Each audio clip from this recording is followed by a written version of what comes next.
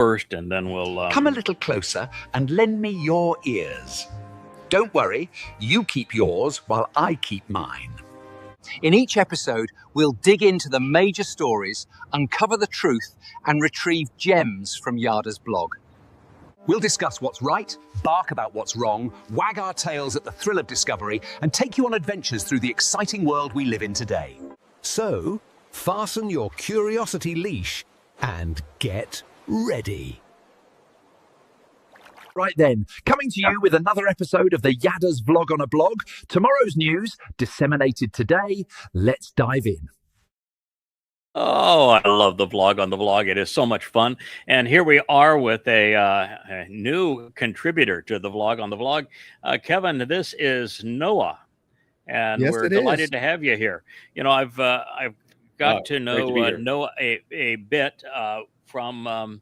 I guess you came to knowledge of us through Kirk. Is that correct? Or did Kirk and you join up afterwards? So for everybody's sake, most people know who Kirk is. Kirk is one of the longest lived of the Covenant family. He and I came to know each other almost 20 years ago now, when he and his wife at the time watched a interview that I had done on a kind of a nutcases radio program, but it was that nutcase had an advantage for me, and that Noah he would carve out an hour to 3 hours. He would introduce me, and then he'd go take a nap. So he found that you ask the guy one question, he can talk for 3 hours, and so I did that, and probably did it every time that he felt sleepy and wanted to, I guess, that would fill the time. And that's when they heard me. So how did you come to know Yahowah and join up with us? Sure. I was telling Kevin, it almost feels like it was yesterday. I remember it so vividly, but it was a while ago. So I would say around 2004, I can always gauge based on when my first daughter was born. So around 04, she was born in February, and I was driving up Highway 880 going to Hayward to do a night job. I was at the time a project engineer for heavy highway construction company, working for my dad.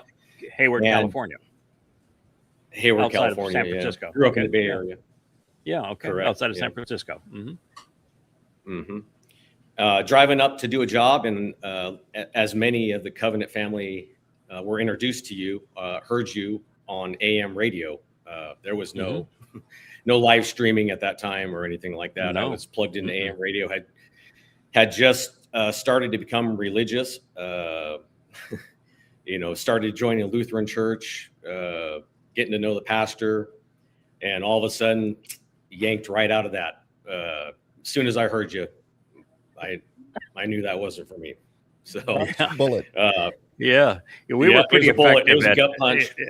We're pretty effective at denouncing the Christian New Testament, the myth of Jesus.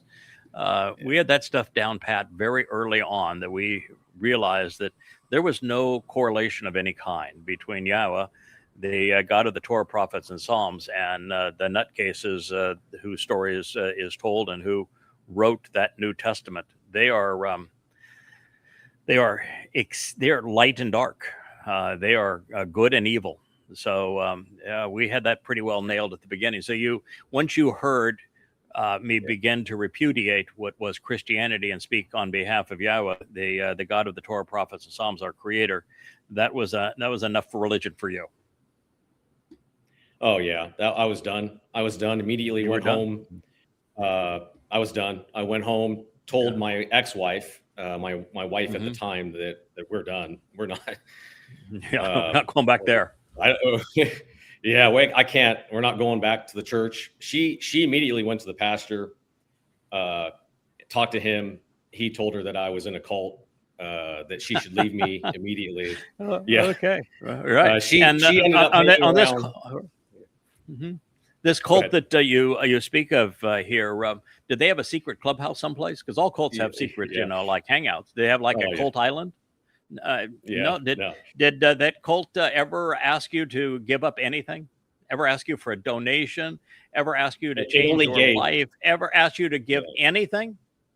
No. In fact, it gave if to you me. had if you had offered to give such cult anything, would that person even accepted? No. In fact, when going back 22 years ago, you would not have even known my name, would you? I was operating anonymously. It's so odd when they when people who are actually part of a cult, Christianity is a cult, conspiracies are all cults, try to accuse what we're doing as being cultish when we are doing everything in our power to say it's all about Yahweh. Pay attention to him and those that he deploys to speak for him. And if they ask you for anything, then they're not speaking for Yahweh. No donations, no contributions, no secret handshake, no clubhouse, nothing. No, in fact, we don't even have any independent constitution or rules or bylaw. We got nothing other than the Torah, prophets, and Psalms. Yeah, pretty amazing. It was a ridiculous claim. Yeah, it was a ridiculous claim. Obviously, it's just So that was 22 years ago, and you're one of the oldest. You don't look like you could be old enough to have come into contact with our presentation of Yahweh 22 years ago. I'm 51 now, or I'm turning 51 this year. Okay. And I was in my late 20s, so 29, something like that when I first heard you. So, wow. Yeah, no, it was amazing. Also at the time, so she didn't last long. She left me. Obviously, yes. She wasn't going to hang. Better she leave you than you leave Yahweh. Yeah, exactly. So she did hang around for a few years. We ended up having 3 children together. Okay. So she hung around probably 4 years, something like that, and then left. And so I've pretty much worked for my dad for a good portion of my life. So I worked under construction for my dad, and then he ended up doing some ranching in Alturas and wanted me to come up there and help him on the family ranch. So I came up and helped him on the ranch, and that's where I met my current wife, which is a gift from Yah. So yes, I think God happens to like the occupation of ranching and shepherding and all that sort of thing. It really puts us in the right mindset, even if what we're ranching is chickens. Yeah, we got those too. Yeah. One wild which drive me nuts. Yeah. Yeah. Okay. And so you've read most of the books up to this point. Yeah, I've read most. I have not read all of them, but I've read most of them. I've read a lot, and yes, transformed our lives. I'm grateful, and I wouldn't know anything without Yada. So eternally grateful. And in regards to Kirk, we my wife and I had gone to Sacramento for a tournament, softball tournament for my daughter. And we reached out to him. It was during the time you were doing radio with Kirk, and we knew that he lived in Folsom, and so we reached out to him and then met up with him there in Folsom, and had a great dinner with him. There was some other Covenant family member there, and then we ended up inviting him. We ended up leaving the ranch and buying a small vineyard in Grants Pass, Oregon. And we invited Kirk up for Sukkah the first year we were here, and that was a wonderful Sukkah. And Kirk's been a great friend ever since. And I enjoy being friends with Kirk. He's a great man. Yeah, it's kind of interesting too because of the ongoing claim that we have a cult here, which is the first thing you would do with a cult member is you try to bring them in, isolate them from everything else, then brainwash them with whatever your diatribe is. I actually didn't even know you, I don't think, and you may have a recollection that's different than mine, but until you and Kirk began to become friends, and you were at that time you already had bought and were developing your winery. Is when I think we began to communicate initially by email. Or was there much contact prior to that time? I did not contact you. I did not reach out and have open conversations with you. Mm-hmm. I was just learning. I was immersed. I was mm-hmm. reading, listening all the time. I did reach out one time, and I sent you an email regarding my.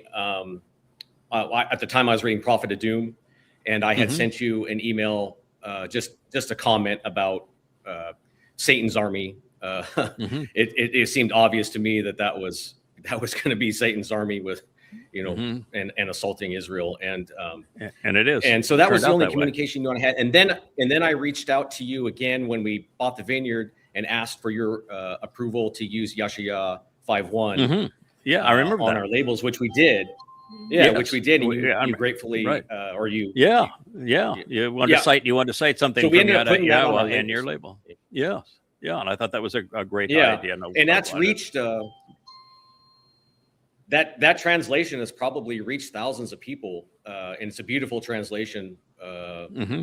about a wonderful man, Dowd. And so we're grateful that we had the chance to put that on the labels, and but it's interesting. The reason I want to keep on going back to this is that the group now that is the most fixated on trying to demean us, and I mean demean us, demean Yada Yahowah, demean me, has a website called the Cult of Craig Winn.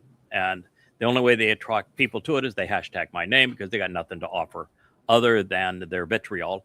And every one of them was originally someone who had begun by reading the books and was part of the Yada Yahowah covenant family.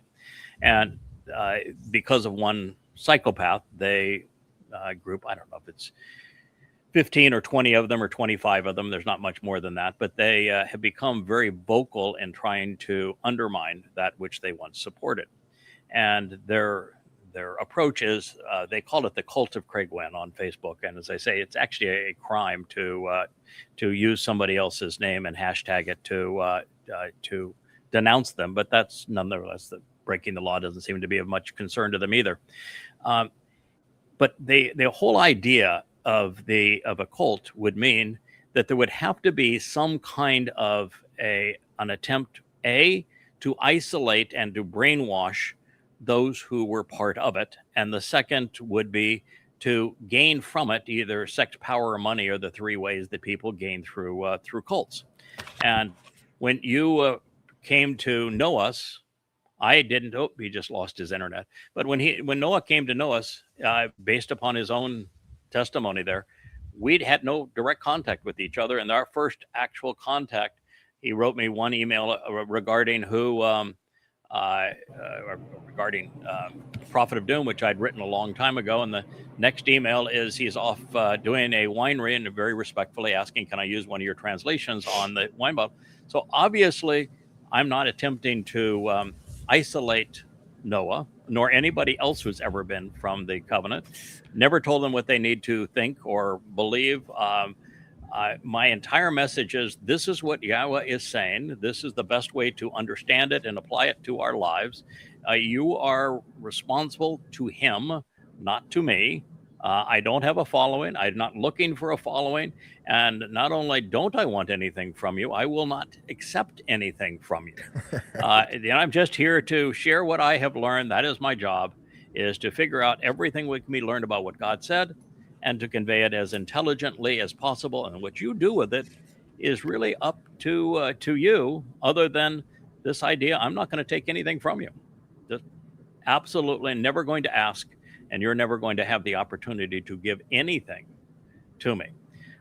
Pretty much obliterates the whole argument that they have, doesn't it? It does. The cult thing is thrown out there. It's an easy way for somebody to put somebody they don't want to deal with in a box. And so they can label you as a cult. They can package you up and they can ship you off. And so they never have to deal with anything you say. Or in this case, this group is vitriol. They're I don't know much about them. I never really learned anything about this group, and I'm certainly glad I didn't. But yeah, they are able to package you up and try to tell people that they shouldn't listen to you by putting you in the cult box. Virtually all of them came out of a conspiracy cult called Unpopular Truth, I think was the name of it, but some name like that.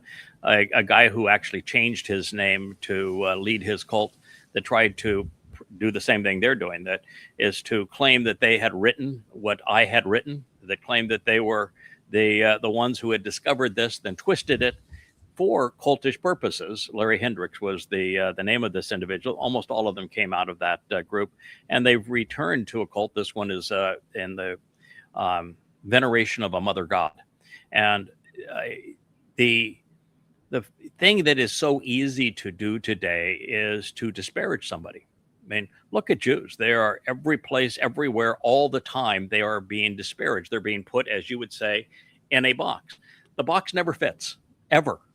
It's the nature of a conspiracy is that you hate, you're envious, you have a miserable life, you have no answers, your life has no value whatsoever. So what you do is you try to make yourself feel better by blaming somebody else for your own misery and your own ineptitude, which is the basis of all conspiracies, including this one of the mother goddesses and DP and D-Crud. This is their little cult to do that because they have miserable, unfulfilling lives. And what then transpires with the conspiratorial mindset is you see a dot on the wall and you make a religion out of that dot. This idea that in the eighth mashal, that there's a reference to a she, and the she it does a lot of good stuff. So that must be our mother god. When all the she is reference to the fact that chakma is a feminine noun in Hebrew, and it's talking about the value of the very thing they lack, which is wisdom. And then we will talk about the last word picture, the Mashal 31, which is profoundly important in what it does. It's transformational in the life of Dowd as the firstborn son of God and his return to his father. And in it's clearly authored by someone who is taking a very humble approach to what's occurring. He recognizes that the star of that show, of what he's witnessing, what he's reporting, is a woman who who Dowd accepts as his mother, not his birth mother, a mother who loves him more than anyone has ever loved him.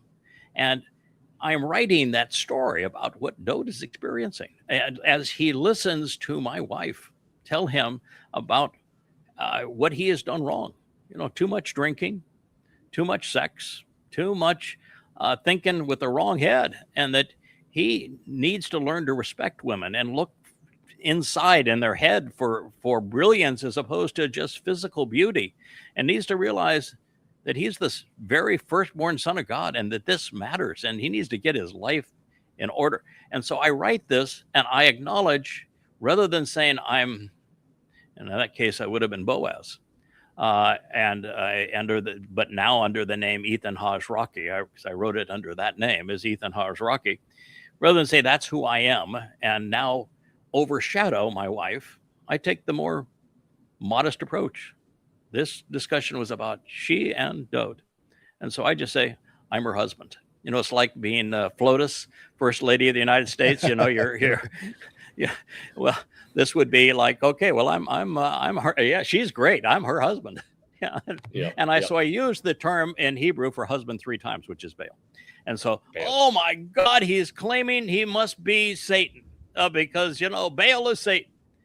And you go, okay, Baal is like every Hebrew word. It has a positive and a dark side. It's like everything that Satan claims. He takes the things that are appropriate of God. Even Adonai, Lord, is a fine term. It's a term of respect. But he takes those terms and he corrupts them for his own use. Asher, to becoming Asherah, happens to be another of them. And so that is what he does. That is his purpose in doing that. And so he corrupted the term Baal, which is husband, to create a perspective on him that is other than the adversary, because that's what Satan does. He has to project an image of himself that is not adversarial, which is his title from God. But the proof that the term Baal has a good side is not only is it used very favorably in the 31st Mashal, and the woman who is saving Dowd from himself has a Baal husband, not a god, not a false god that is there. It's used very positively. God, on 2 occasions, tells us emphatically that not only was he Baal to Israel, husband, but that he loved that role. And it was Israel that rejected him in that role. And so if you can't think it through and understand the big picture and be logical in your approach to words and reasonable, then you're going to be like those that have their little conspiratorial box, and they'll put little snippets in that conspiratorial box, and everything that proves that box is untrue, they will ignore. That's what we've got. Yeah. But they appeal to that's the nature people. of cults. Yeah. Yes. But these kinds of cults appeal to people because the majority of people are living miserable, unfulfilling lives, don't want to take responsibility for their lack of success, their lack of achievement, and need someone to blame for their misery. And that is how conspiratorial cults are all born. That's why there's so many that want to lash out and hate Jews. And so from our point of view, it's important that we experience that, because God has experienced that on behalf of his people, and God himself has experienced that for 6,000 years. So it's appropriate that we also experience it. Otherwise, we can't have any empathy. We can't speak from a position of knowing what God has had to endure. Yep. So that's my thoughts on it. So we're going to go ahead. Oh no, I just it's a shame that there is a group of people that's all their focus is, right? Is they have no other intention other than just disparage, vitriol, just try to destroy everything. And I don't. Okay. It doesn't make any sense to me. But Noah, if you spend time on X and on Facebook and social media, right? You've been exposed to it. Not X, but definitely Facebook, and I've seen enough on Facebook. Okay. Yeah. Well, X is just a worse version of Facebook. I left X and Facebook because what I found is that in the range of 80 to 90% of the feeds and the posts on X and Facebook were invalid. They were rude, they were racist, they were anti-Semitic, they were repulsively and ignorantly political, and they were over-the-top religious tripe. And that there was almost no correlation between what was being posted on X and on Facebook and reality, and that the whole thing was a really evil swamp.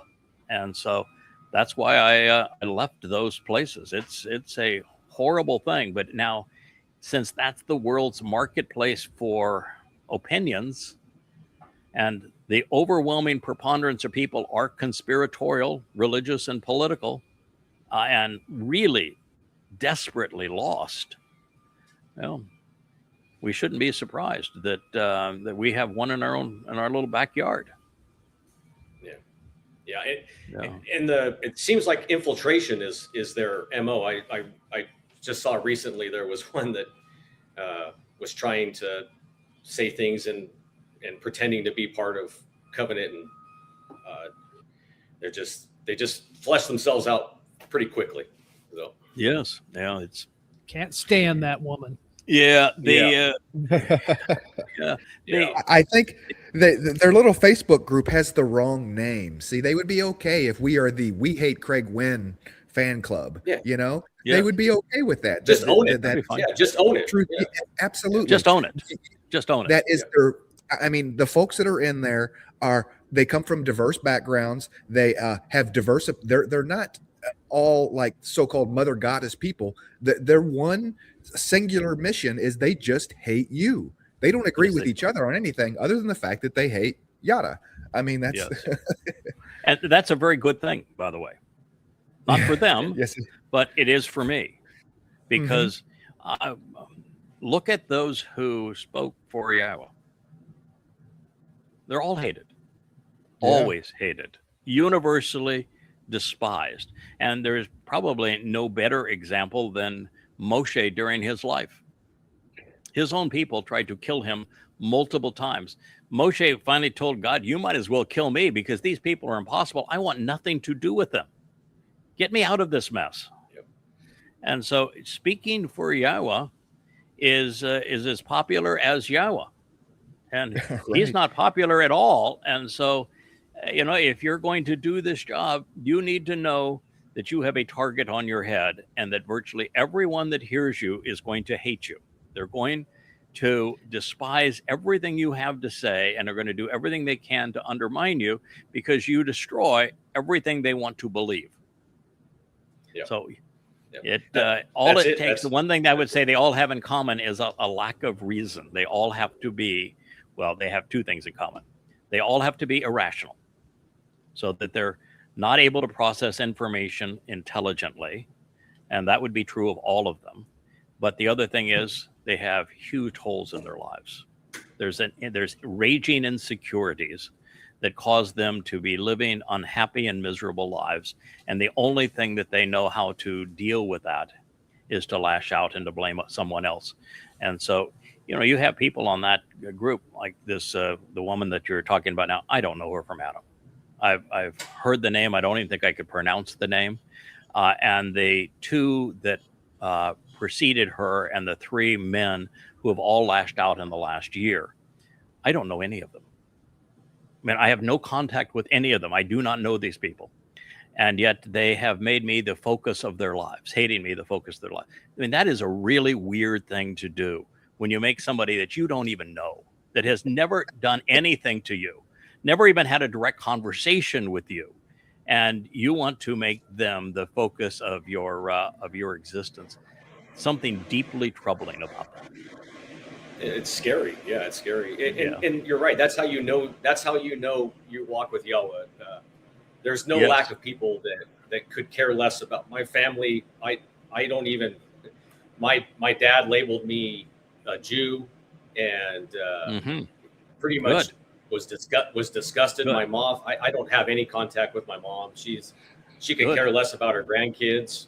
She has no contact with my children. I mean, yeah, you know exactly. Yep. Yes, that you fit when you're hated.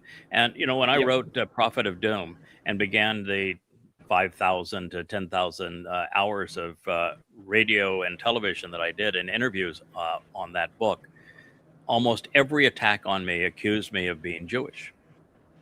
Everyone. And you say, I'd be delighted if I was a Yehud. Personally, I think it's a naming convention, and as the naming convention, and it means beloved of Yah, sign me up. I'm a Yehud. But why is that a response to 4,000 pages of evidence and analysis of the oldest Islamic texts? Please explain to me how you calling me a Jew, as if you think that is your answers any of the 4,200 pages of analysis of the oldest Islamic text that I have used to prove that Allah is not a god, and that Muhammad wasn't a prophet, and that Islam is a terrorist manifesto. I mean, that isn't an answer. Yeah. No, again, it's a box. For my dad, it was easy to label me as a Jew and then put me away. He never has to deal with me again. He can just. It doesn't have to think about what I'm telling him. He doesn't have to think about the fact that I'm not celebrating anything he's celebrating. That I've told him that they're all horrible, satanic, celebrations. He doesn't have to deal with any of that. He can continue to live his life how he wants. Yeah. The great value of evidence and reason as you go from knowledge to understanding is that you eliminate the box always. God is not in a box anymore. He is not religious. He doesn't fit Christianity, Islam, or Judaism. He's liberated for who he is, and you understand him based upon what he has communicated to us. And even the boxes of Christianity and Judaism and Islam are no longer confinements, but they are this beacon of light that helps you understand what this thing is. And, you know, I tell all the people that are lashing out at Islam, don't lash out at Islam based upon some terrorist act someplace. You know, that's anecdotal. Come to understand what the Quran actually says, who Allah actually is, who Muhammad was, what they did, and understand the core of the religion, and then you will be able to predict everything that they will do and what the consequence is of lashing out at symptoms. So that is really the key to understanding, is opening everything up, including yourself. It's why I think Yahowah went to such lengths to say, all right, the writing anonymously as Yada was fine. You got you got 10 years of learning under your belt. Now we're going to open it up. Now you're going to be a named character in the story. I'm going to make you vulnerable, because it's by opening you up and making you vulnerable that we establish credibility, that we have empathy, that we can communicate both intellectually and emotionally who God is and what he's offering, what he's expecting in return. So this is all part of that process. And it's all part of the process to get comfortable with the realization that God is not interested in us being perfect. And thankfully not, because even he's not perfect. So therefore, none of us could have a relationship with him if perfect was required. And he would be bored out of his mind if it were, and he'd be embarrassed because he's not perfect and doesn't want to be perfect, and most certainly doesn't want to have a relationship with someone that's perfect, even if it were possible. And what he's interested in is us listening, thinking, responding, engaging in a way that is loyal and that is such that when we make a mistake, we get back up. When we err, we learn from it and are better off for it. Those are the kind of people you can trust, not the kind of people that all they have is, I'm going to throw stones at somebody. So this and understanding it to me was transformative too. Understanding it is.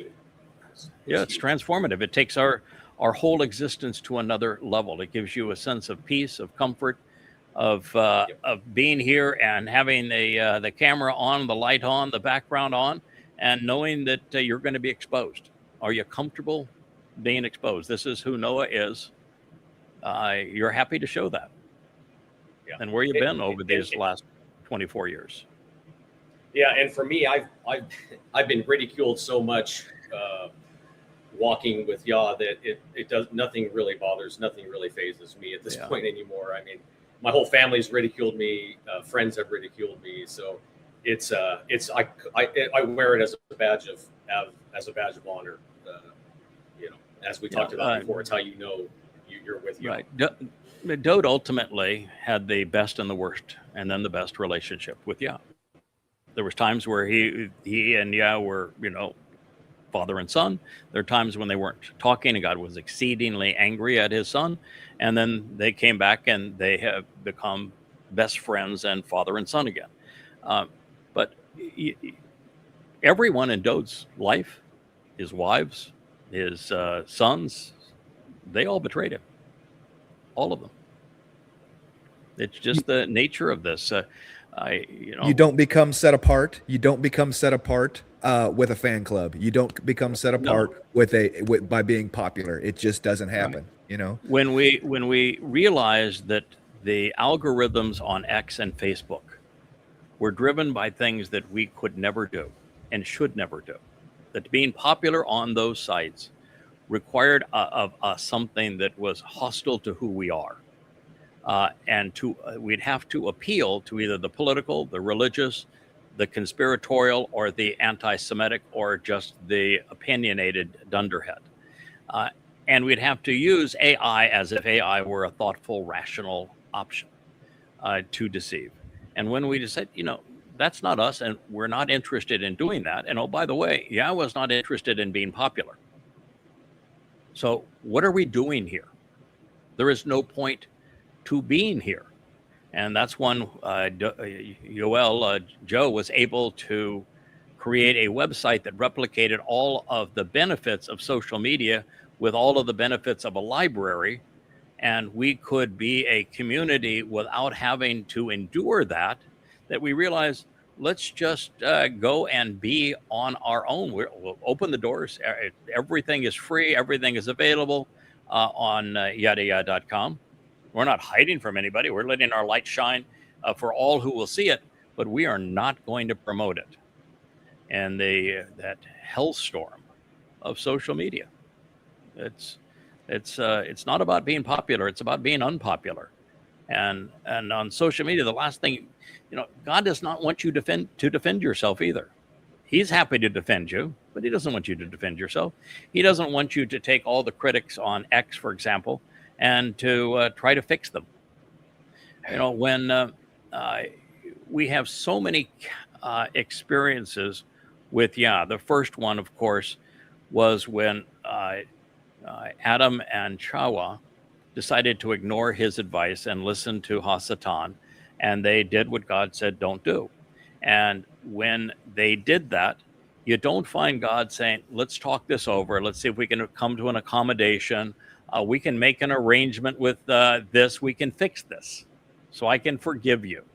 Did you hear any of that coming from God? No, I didn't hear any of that. No, none of that. So when man becomes many, and the Nephilim are religious and political and vicious, and God says, I lament creating man because now that man has become many, he is absolutely awful. Do you find God saying, let's work out an accommodation? Maybe my approach isn't as good as it should be. Let's get a committee together and we'll talk this through and resolve it. How about some religious scriptures to fix this? How about I send in a Messiah and he can die for you? I mean, do you find God saying anything other than my goal is to obliterate them? Yeah, wipe them out. Yeah. My goal is to obliterate them. We're leaving Mitzrayim and going into Israel, and hey, all the people we come across, I want you to talk nicely to them and see if we can, and teach them Torah and everything, so that we can all be together and come together on this one roof. No, it's that knock down the walls, kill them all, destroy their idols. Right. We ain't having it. Not in my house. When the Israelites on the Exodus decided they would rally around and build the golden calf, when Moshe was up on Mount Choreb. What did God do to them? Did he say, let's talk it through? Maybe you misheard me. I'll make another attempt to convey who I am and what I want and what I think is inappropriate. Is that what we heard, or were they just gone? Into the pit. Into the pit. Okay, when the spies went into the land and they imagined seeing Nephilim, who had long gone by that time, and they said that it's a terrible place. We go in there, we're all going to die. Did God say, "Oh, come on, that's an exaggeration"? You have another glass of wine, you'll feel better about it, and we'll pump you back up and give you a good pep talk, and we'll work this out. Or do you say, I've already dragged your asses around the wilderness, and the last thing I want is another 40 years of this. But as for you, I can't work it out with you. So you're dead to me. And oh, by the way, you're going to be dead, period, almost immediately. If you're over 20, goodbye. You're dead. It's over. Dumb mistake. Yahweh was done tolerating. Yeah, right. 3 people, if you count Moshe, over 20 survived.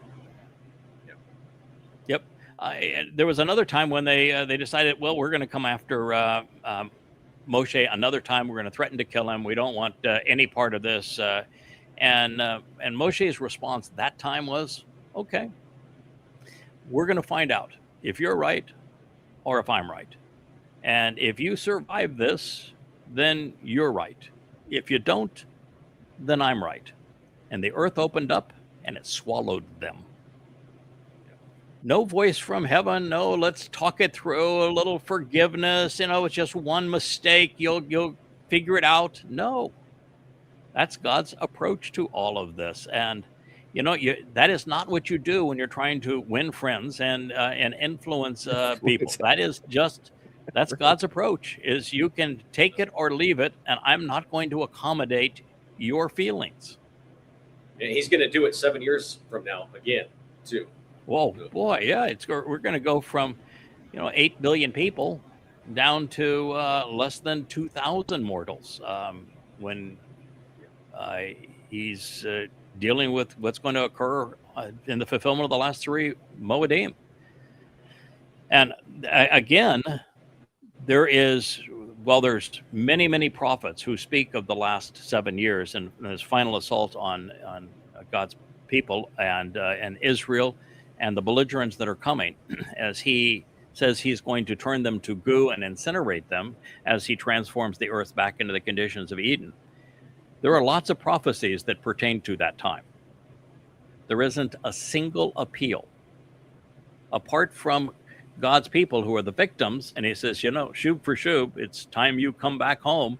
You need to pay attention now. He's appealing to his own people, but of the belligerents, there's no appeal. He's done with them. Yep. He's done. Yeah, he's just done it.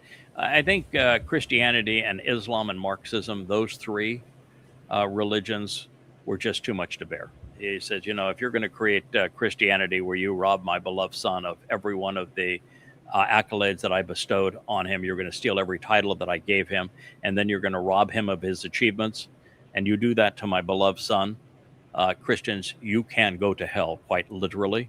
And then as Satan creates Islam through Muhammad, and their primary prey as God's people is Jews, and that Allah claims that he is the God of the Torah.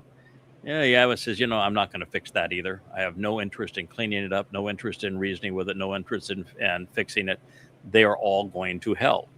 And of the rabbinical types that are already dressed for their own funeral and have removed God's name, he's going to say the same thing to them. You obviously wanted nothing to do with me. I want nothing to do with you. And so you're off to Sheol as well. He even sent this mother goddess cult and Yashayah on the book of how to be a choder and the 57th chapter. He describes them to a T. In fact, describes the only people that fit what they have done pursuant to being left behind on Shabuw'ah. And it says, I'm sending you to Sheol. There's no attempt to, you made a mistake. You want to think it through, I'll give you a second chance. No. Interesting how they don't comment about that particular verse. No, or the ones where I prove that there's no mother goddess, or that their manipulation of God's name was wrong, or anything else that they have protested, like their proof that God has a feminine, maternal side, and I took their passages and ripped them to shreds. They're not very fond of any of that, or God's comments when Yahowah says, all right, this is what they just did. I want you to read this and share this with my people because this is my answer to them. And he's done that a bunch of times. So, well, they're just another religion. They're just picking and choosing what they want. Yeah. Yes, and it's no different. Part of something that God wants very badly. Just as your family, Noah, your ex-wife and your family abandoned you for choosing Yahowah. Yahowah wants to make certain that he has created a filter for all of the people that don't belong forevermore in his family, who would muck up eternity. He wants them gone. And having malcontents like that cult, or the religions of Christianity, Islam, Judaism, or Marxism, they create an attraction to draw the people away who do not belong. And this is a way where God can create a filter, because he doesn't want a lot of people as part of his family. He wants good people as part of his family, but not a lot of people. It's definitely quality over quantity. Rather than God having to decide, I want you, I don't want you, he knows that Marxism, Christianity, Islam and Judaism, as well as anti-Semitic conspiracy cults, that they're all very effective at luring people away so that it becomes the individual's choice to have decided their own fate, that God doesn't even have to interact. It's quite the litmus test, isn't it? It is. Yeah, it is. And it's a screening test. It's like building walls and having a net. And sometimes that net has to come really close to home to scoop up those who were exposed to the truth. Miriam is the classic example. She was once called a prophetess for leading the women's chorus in the Song of the Sea. And it wasn't even a year later that she's so full of herself. She's saying that she too speaks for God, and that and Yahweh said, "No, you don't." And when I choose to speak through someone, you know it, and they know it, and you're not it, and therefore I'm striking you with leprosy. It's as if your father spit in your face. You are estranged from this community. And then she became the model of divorce. So sometimes that net to filter away those who do not belong, who thought they were part of the covenant family, has to come very close to home. And Miriam is the perfect example. It's kind of why the rabbis love Miriam. They think God was wrong. You go to a Chabad site and you read about Miriam, what you will read is that God got it wrong. He was unfair to her, that she was right and criticizing Moshe's wife. You know, God never even mentioned the criticism of Moshe's wife. He knew that was nothing but a ploy, just as the mother goddesses criticized my wife. It's just a ploy. And so he never even mentioned it. He just said, we'll just deal with the main issue. No, you don't speak for me. And when you make that claim and it's not true, this is your fate. It's a powerful story. All of these are, and that's why understanding them and being drawn to explain them. I don't think, had it not been for God having to draw his scooper net very close to us to drag those people away, that we would have ever come to fully appreciate the treasures of Bamidbar, Numbers. But Numbers 5 and Numbers 11, 12, 13, 14, 15, 16, 19, and 20, they are extraordinary in their prophetic implications and some of the great teaching opportunities in the entirety of the Torah. And I don't think we would have come to appreciate how they apply to our lives and to life in the covenant family had it not been for the malcontents. It was malcontents that caused it. Yeah, and Yahweh doesn't need to do very much. The religious are very good at outing themselves. They cannot help. They cannot help but out themselves because they just don't get along with Yahweh. So when you don't get along with Yahweh and you don't really like Yahweh, you tend to do religious stuff. And for example, what happened in the Exodus, they outed themselves and Yahweh. It was very easy for Yahweh. Right. It was very easy. They outed themselves. And the same thing is true with Paul. When Paul created Christianity, Paul had been trained as a rabbi. He was argumentative against God. The rabbis have, because they call themselves rabbi, and that means I'm exalted, I'm great. So their idea is Satan's idea, where Satan calls himself Elyah. In the 14th chapter of Isaiah, Satan actually craves the title Elyah, which is the title that Yahweh gives his beloved son Dowd. It means all things pertaining to the influence of God. And so the rabbis, by calling themselves rabbi, which means I'm great, I'm exalted, are trying to establish themselves over God, which is why they write the Talmud, and they call their Talmud Torah, is that they think that their arguments are more important and more influential than God's. It's why it's their laws that define what it is to be a Jew today, and why they are so aggressive in imposing their will. This is the mindset of the religious person. And it was rabbis in that Talmud style that trained Paul. Paul was actually the first person to ever write that he was a rabbi. And it's that argument where you twist God's statements, take them out of context, misrepresent them, come with a very narrow definition, which is the opposite of what God intended, and you run with that. That is what happened to create the New Testament. Paul's 14 letters were the first 14 books of the Christian New Testament, and the next three were written by Paul's proteges, his propagandists, Luke and Mark. And in essence, it's what's happened to the Old Testament, or what the Christians call the Old Testament, the Bible too. They've mistranslated, taken things out of context, rewritten it based on what they want. So they've done the whole thing. Yeah. They've done that to what they call the Old Testament, and they've done it perfectly in the New Testament. Yeah, it's always take things out of context and misappropriate them to support their religion. If I were to Google, one of the AI search engines for almost any, I would say, because you can't remember all dates, I'm trying to trace the things that Dowd did wrong. And because Dowd did 10 things really, really wrong in his life. And I'm trying to trace how old he was when he did each of these things.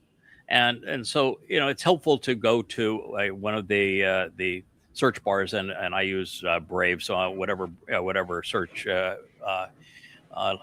whichever of the AIs is embedded into Brave is the one that I use the most often. And it will give, a pretty decent summation of what is known and what isn't known. And then you can go and it'll cite the places you can go read and get more up to speed on that particular subject. And but it doesn't think. And then if you look at the links are all by Christian authors. And if you read any one of those links, they will tie everything to the mythical Jesus.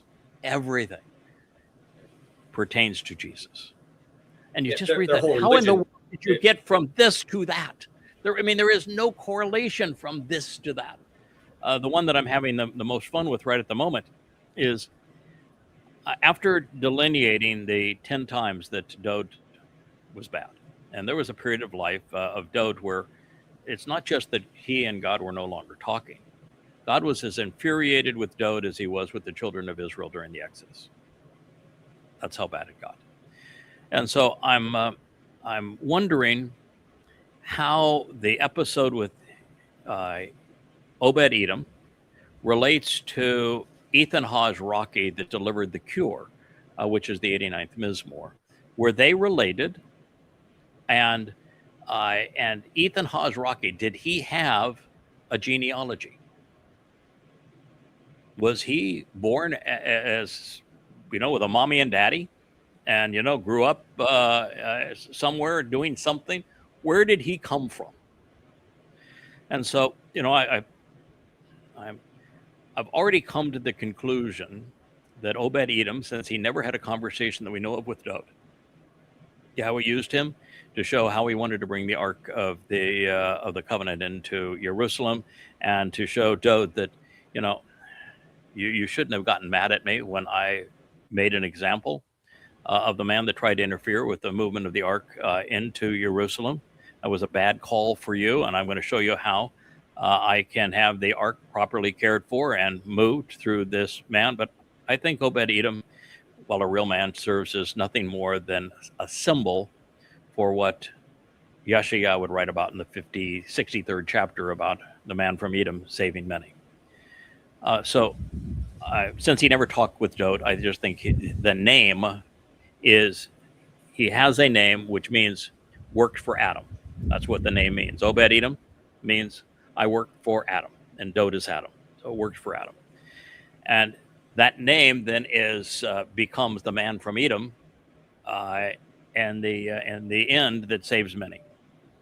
So I think he's a guy that God says, I'm going to give him a name, and this is going to be his function, and it's going to be a prophetic metaphor, a harbinger of what I'm going to accomplish in the end, and it's going to explain why I've afforded this description to the Adam of Peraz, the man from Edom, in the end. So I think that explains that. But then you have Ethan Hawes Rocky. So if you look up the heritage of Ethan Hawes Rocky, what do you think you find? You ever curious as to whether or not he had a pedigree? Because all of the biblical scholars said he did. And when I Googled it, because I knew that I had seen it, it takes you to the Ethan Rocky's genealogy. And yet the AI couldn't figure out how ridiculous it was, in fact, impossible. And the none of the scholars have been able to figure it out. Do you know how old Ethan Rocky would have to be based upon just the genealogy that has an Ethan born to a Zeraki? He would have to have been 6 generations older than Dowd. Fully 6 generations older than Dowd, with each generation being a minimum of 20 years. But you have to go further than that because he's now brought in when Dowd is 50, and he is known in Solomon's court, which means, oh, by the way, now he'd have to be 170. And oh, by the way, most of these fellows weren't having their first kid at 20, and most of these kids were not their firstborn. And when you're dealing with Obed-Edom, or maybe not Obed-Edom, when you're dealing with Boaz, who is in that genealogy on a parallel track, he was 80 when he gave birth to, guess who? Obed. Boaz's son is Obed, and Obed's son is Yeseh. And Yeseh's son is Dowd. But he's on a parallel track, and it's 6 generations before Zeraki's brother is the genealogy that goes all the way to Dowd. And you're looking at this and saying, "Oh, it is from Zeraki," and so you're looking at this and saying, "No, not a prayer in the world that he's over 200 years old." 200, right? When God says, no one's going to live past 120, no. And oh, by the way, the span of time that the Chronicles is detailing happens to be 1,000 years. This is from from Jacob becoming Yisrael and having his 12 sons to the point of Dowd's later life would be 1,000 years, and it's presented as 7 generations. So no. So first of all, there's a lot left out of the Chronicles depiction because it was added very, very late. And second of all, that Ethan of Zeraki, there isn't one chance in a billion that he was that was the Ethan Ha'izraki that wrote the 89th Mizmowr of Dowd, late in Dowd's life. None. And you just do the math. You follow the genealogies. You get a piece of paper and say, okay, this person begat that, and the brother of this person is the line here. And no, it's not even remotely possible. So you have to discard it and say, all right, Ethan Ha'izraki, he doesn't have a genealogy. And so in his case, he was absolutely inserted. He is like what Elyah is going to be when Elyah comes back as a witness. I think we're going to see both witnesses in 70, 80 years old. I think both of them would like to say, we'll come back at 30. Thank you very much. We're going to be chiseled. We're going to have a 6-pack. We're going to have big guns, we're going to be tall, dark, and handsome. I don't think that's how God's going to play it. It's just not his style. No. And we don't as people, we don't take people like that seriously. I don't care how smart, how absolutely brilliant to the point and you are, and you look like a 30-year-old. I'm sorry, but just most people aren't going to take you seriously, right? What's this guy? What? No, I mean, no light, beard. Yeah, you're going to claim you can tell from 6 the covenant family that Yahweh's mostly interested in older. Yes, right. Yeah, there are very few young people. There's not too many young people. Yes.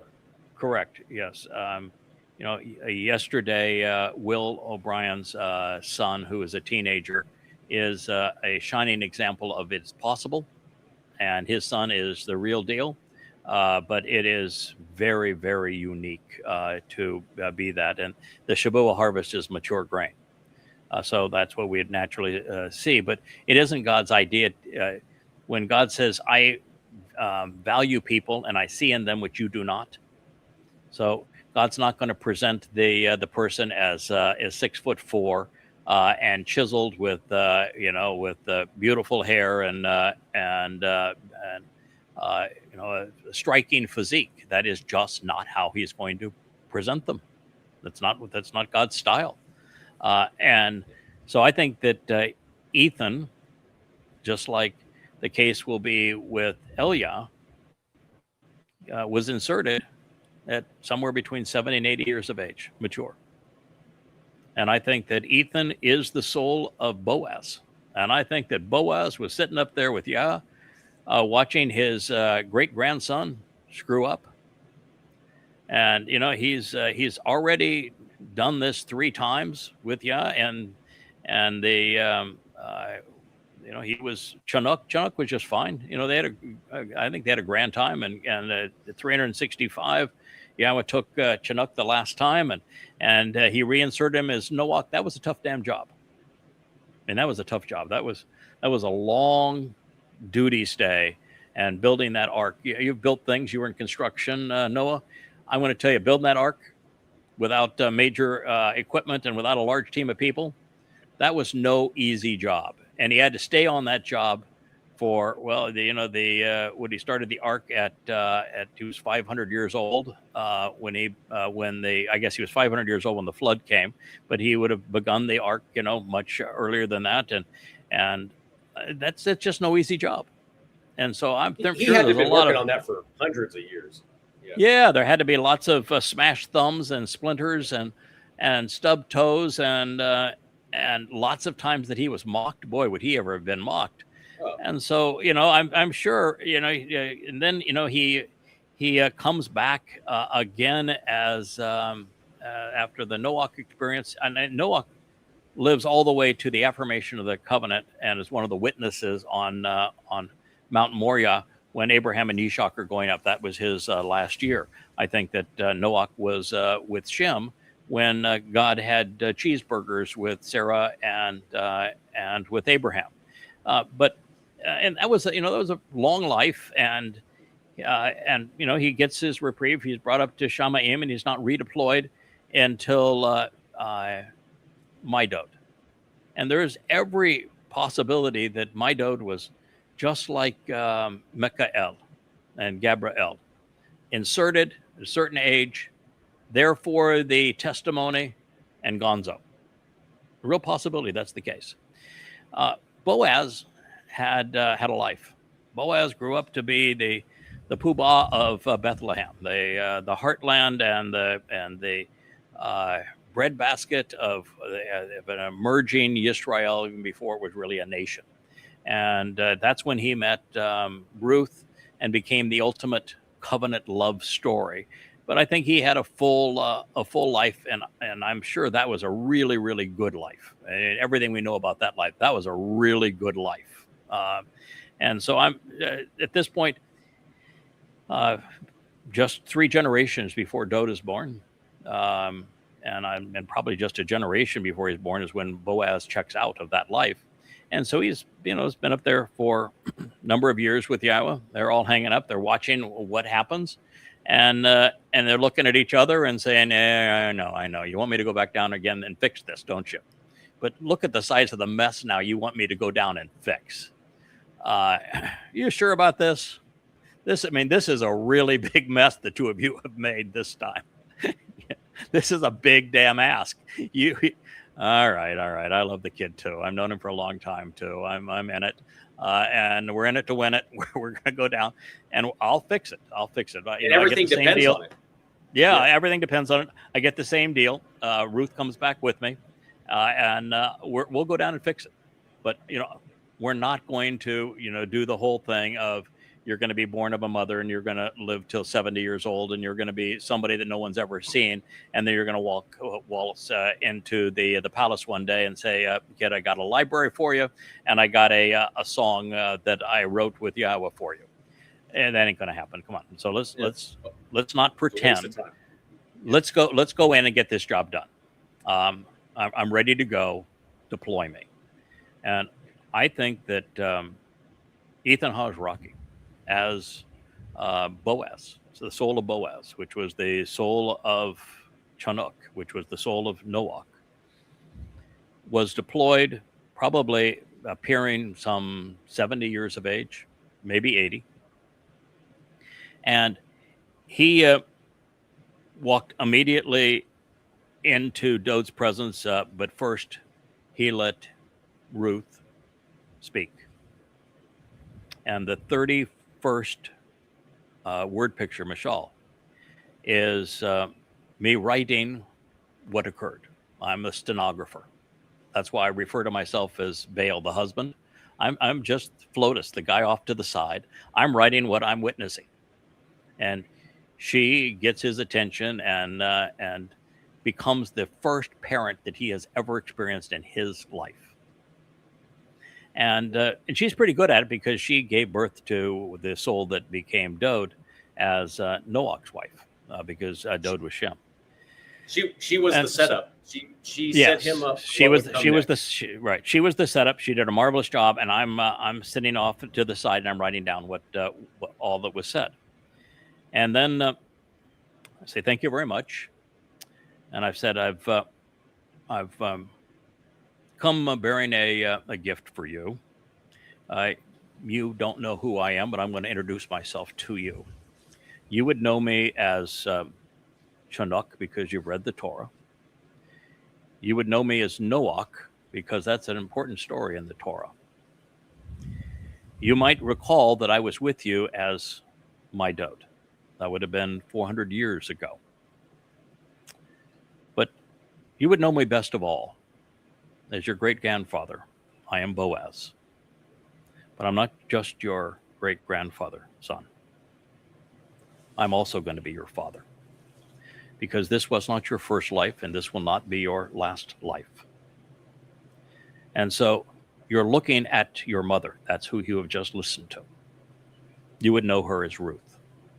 But she has other names too. You will also know her as Elyah. She is your Amma, and you know all about her because God told you exactly who she was. So now I'm here to tell you who I am. I'm your father. And you didn't exactly win the father lottery in this last life. Yushay was a jerk. Your mother, you classified her as a whore. Well, that puts you in a position where all the bad things you have done, and I'm going to itemize them. Here's the 10. This is the 10 worst things you have done in your life up to this point. And you've angered God to the point that he won't even talk to you now. I've been sent down to rectify this situation, and I'm not leaving until it's rectified.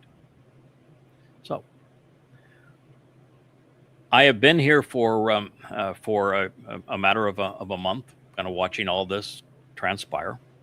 And I have written these mashal. They're called word pictures. People are going to call them proverbs going forward. They are the library that I'm giving you for you to come to understand what it's about to be the firstborn son of Yahowah. All of these are written for that intent. I'm giving them to you as the guidebook on how to actually survive and perform and be productive so that you know who you are and what you're about as the firstborn son of God. This is your library. Welcome to it. It's about 40 pages, which is about 4 days' work for me. At the pace that I write, and that I have proven that I write over the past 25 years, that's 4 days' work for me. It's 40 pages. I'm giving you the library, son. You need this badly.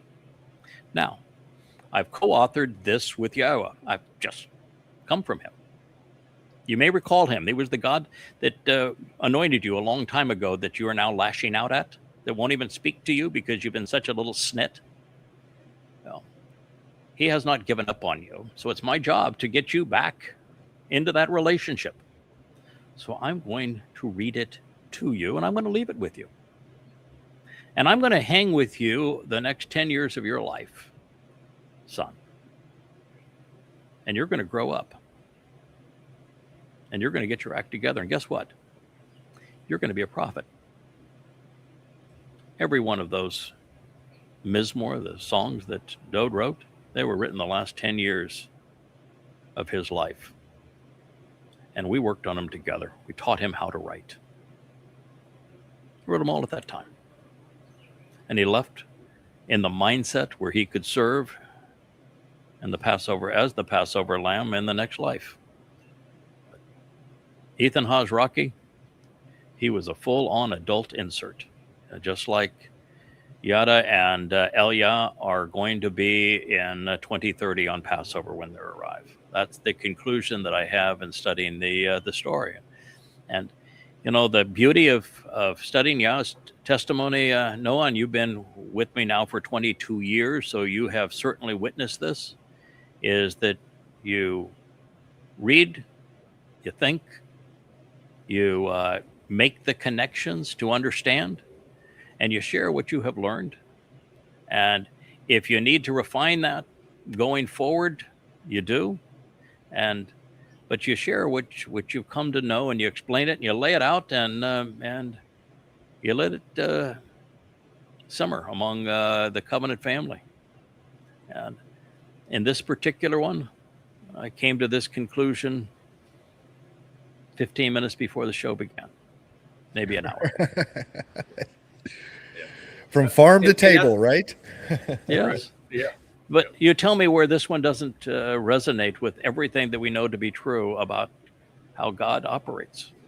No, it does. And Dowd was in such dire need of immediate training, of immediate reinforcement. It was immediate. Yahweh wasn't going to wait. He wasn't going to wait for years.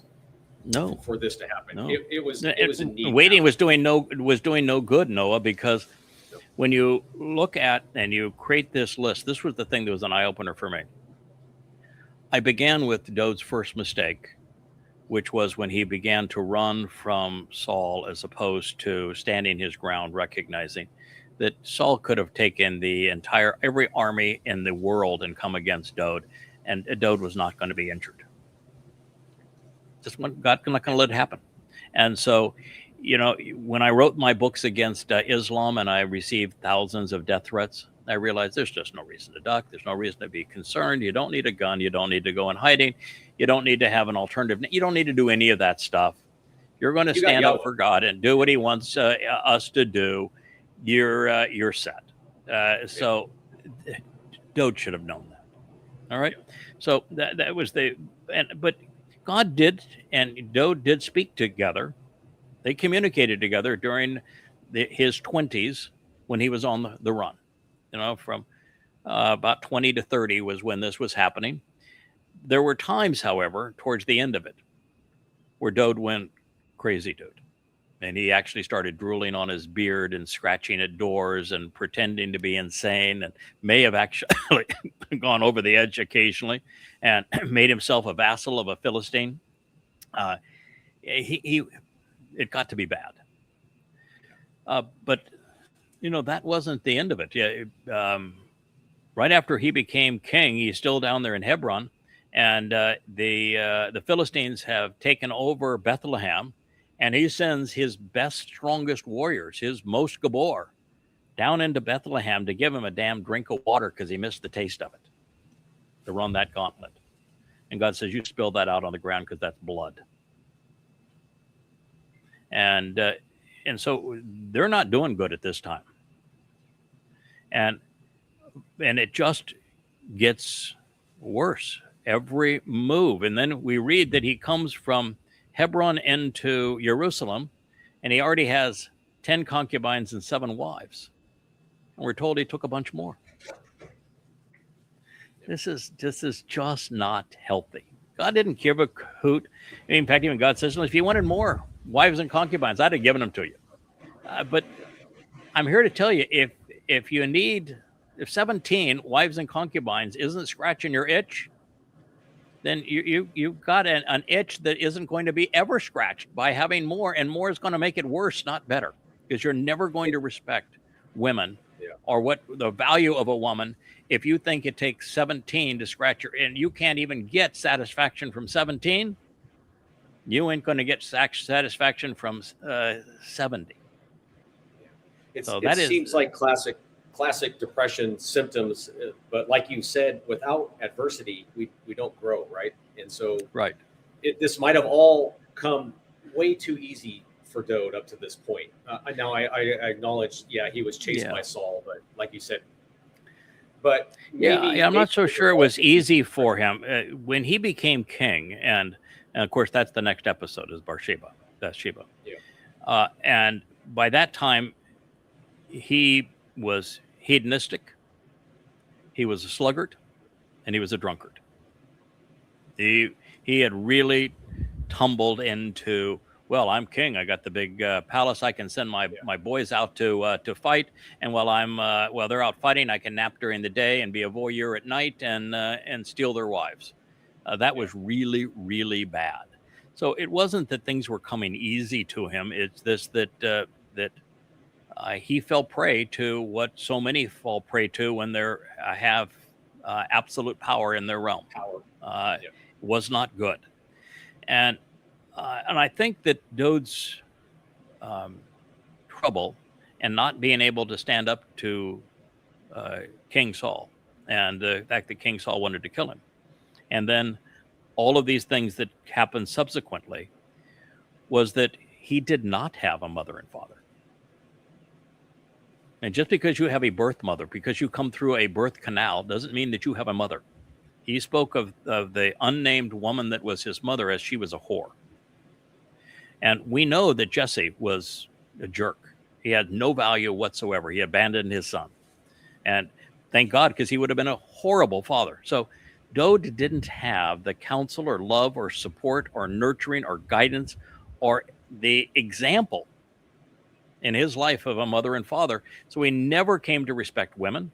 He had no idea how to be a father. He was a crappy father, horrible husband. He didn't understand those roles, and every relationship he had with a woman turned out to be terrible. So I think it was the fact that he was not in the kind of covenant relationship that Yahowah envisions, where we do need the help, support, guidance, and the exemplary model of a mother and father.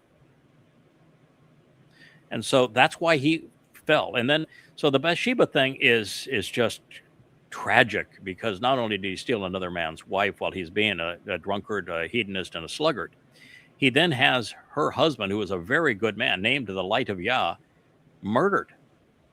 And then he takes the commander of his forces and brings him in, so he is complicit in the murder. And then he takes no responsibility for it. And so Nathan goes in and has a story that he reports from God about how disgusting a wealthy man who of power is to another good man. And he tells him that story, and it's heartbreaking when you read that story. And Dowd says, "Oh, that man, he should be punished and 7 times retribution and killed." And Nathan just says, "Yahowah wants you to know, you are that man." And everybody believes that the 51st Psalm is Dowd's apology and Yahowah's forgiveness, but it's no such thing. It's exactly the opposite. Dowd blames Yahowah. It's the worst thing I've ever read is the 51st Mizmowr, properly translated out of Hebrew, recognizing the stems and the moods and the conjugations. Now we're posting a grammar page on the site, and it's one of the things that many who have been with me the longest and read the books come to realize is that one of the things that separates what we do from everyone else is we pay attention to the stems, the moods, and the conjugations, so that you can actually understand the intent of what's being conveyed. And when you do that, the 51st Mashal is miserable. And so it's really bad. And then it gets worse. Then, his eldest daughter is raped by his eldest son, and he does nothing to solve the problem. And so Absalom, his third-born son, goes and kills his firstborn son, and he doesn't do anything to solve that. And then Absalom goes to Hebron and starts leading a coup against him, and it simmers up after 4 years. And Dowd doesn't even have the conviction or the courage, or doesn't have the character anymore to stand up. He flees Jerusalem. He leaves his 10 concubine girlfriends behind to fend for themselves. He's just a weak man running, not defending anything. And, that's horrible. And then when God is really upset, and he sends Joab to talk to send to him. And, Joab read him the right act. And Joab is the same man that he had arranged the death of Elyah, the husband of Bathsheba. And, he's saying, if you don't sober up and wake up and stop crying, you're going to lose everything. And, you have a role to play, and you need to figure out how to play it. Well, God then expresses himself, and he says, listen, I'm absolutely disgusted with Dowd. My vitriol towards Dowd is unimaginably high. And Dowd's response to that was, then I'll defend myself. And he says, I want a census for how many Israelites can bear arms. I'm going to do the defending here. I'm in charge. I don't need to take that crap from my God. I'll do it. And so God sends another prophet, Gad, to say, I'll tell you what, pal, you've really gotten way too big for your britches. God's disgusted with you. He's going to give you 3 options. You can take it on the chin, and you can live on the run for a year. And, be inconvenienced. But you need to be inconvenienced. You need to get your act together. I need to do with you what I did 3,000 years at that time, and kick you out of the this garden palace of life of leisure. So you're having to fend on yourself. I'm going to give you time out where you can go figure it out. That's option number 1.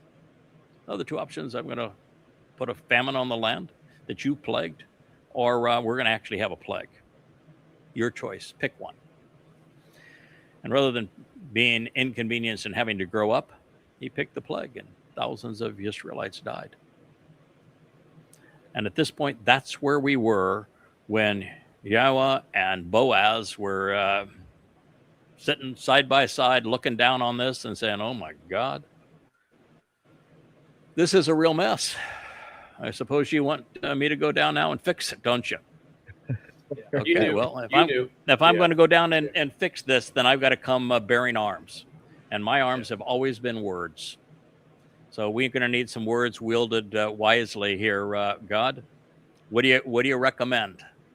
And that's when we wrote the 89th Mizmowr, and that's when we came down with it. And it's why every time I read it, I'm in tears over it. And that was God's answer. And he sent him down with the 89th Mizmowr. And as soon as we got there, we wrote the library. Writing libraries is something that you had Elyah with you. Pardon? Yeah, I had Elyah with me. Yeah, I had Elyah with me. He wasn't ready. He wasn't ready for that. Yeah, known at that time as Ruth. But yes, absolutely. That's why when I see the song we played last week on the Ruth song with Boaz, man, I don't know if you saw me twice after that song. I've got tears just rolling down my face. That's really hits home. It's emotional. That hits home. Yeah. Yeah. That was a powerful message. Yeah. And so there we are. That is my.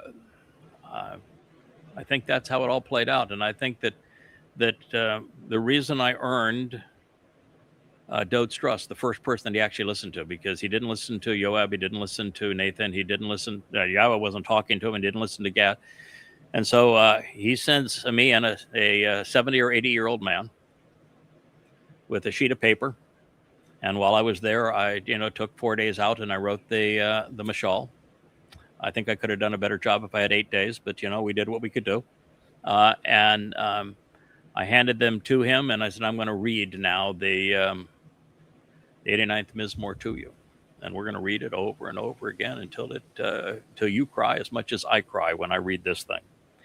And I think what he told him is exactly what's in the 89th Mizmowr.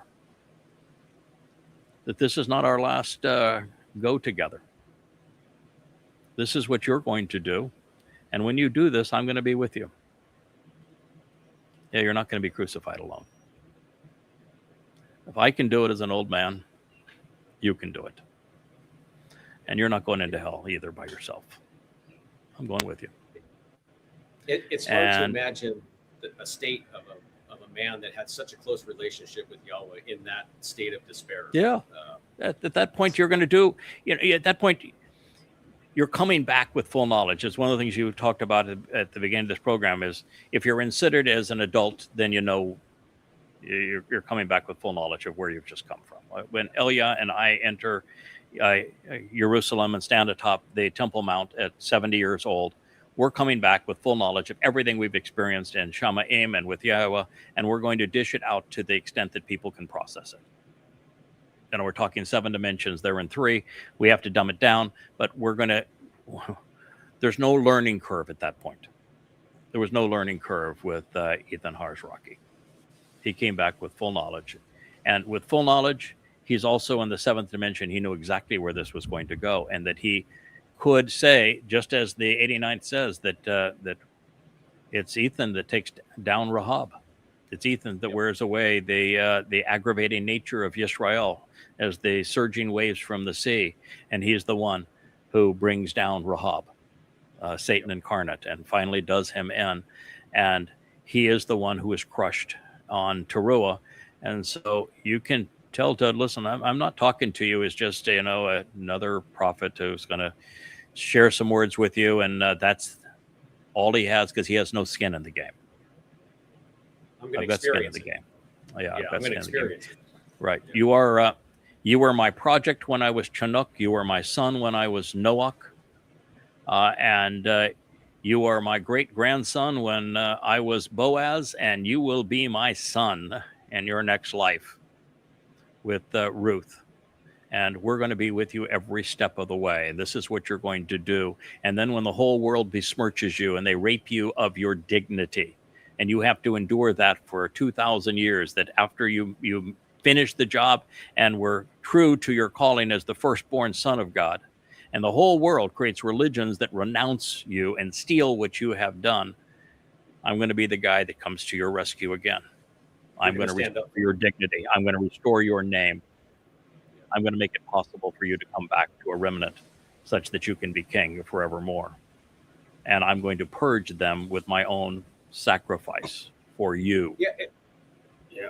And that's a huge point. The cult should think about that, right? Because where would we be right now without you standing up for Dowd? Where would we be?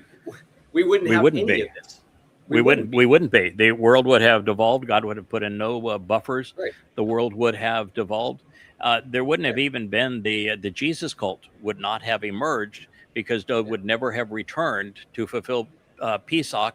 And so the whole cult of Jesus that was created to counterfeit him would have emerged. Judaism would not have emerged because it was written to counter Paul's Jesus cult with Bar Kokhba, another false Messiah.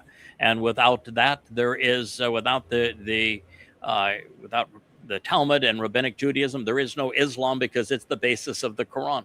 These religions don't even exist, and there's no buffer on humanity, and God has no reason to even pay attention to the earth because there's no hope, there's no return of his son, there's no fulfillment of the Mikra.